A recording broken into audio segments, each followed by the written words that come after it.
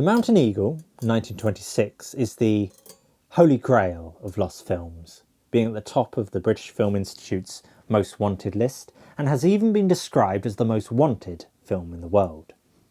The story followed a schoolteacher, Beatrice, who flees into the mountains after rejecting the unwanted advances of a locally influential justice of the peace, Pettigrew, who caught her in a relationship with his crippled adult son, Edward. In the mountains she meets a recluse, John Fear-o-God Fulton, who saves her from scandal by marrying her.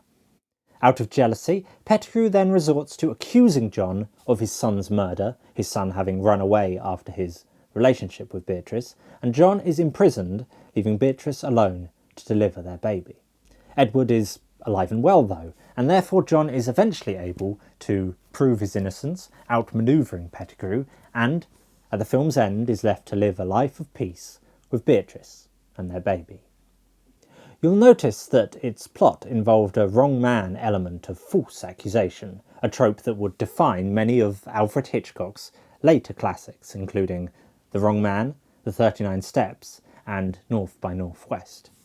Set in Kentucky, The Mountain Eagle was an Anglo-German production, like many of Hitchcock's early works, and shot largely at a studio in Munich, with the mountain scenes shot in the Austrian Alps. So what makes The Mountain Eagle's rediscovery so desirable? Well, it's not solely for the merit of the film itself. Hitchcock said of his second directing effort, in interviews with Truffaut,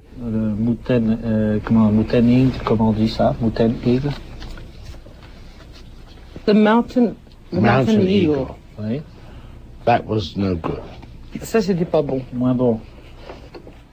But, as it is the only one of his films still missing, its rediscovery would give the satisfaction of having all Hitchcock's films being accessible.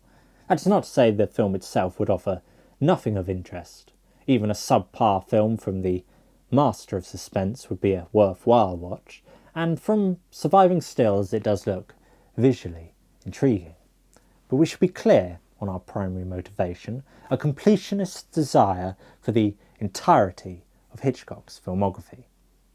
For now, though, I suppose the search for the Mountain Eagle is keeping us all in, well, suspense.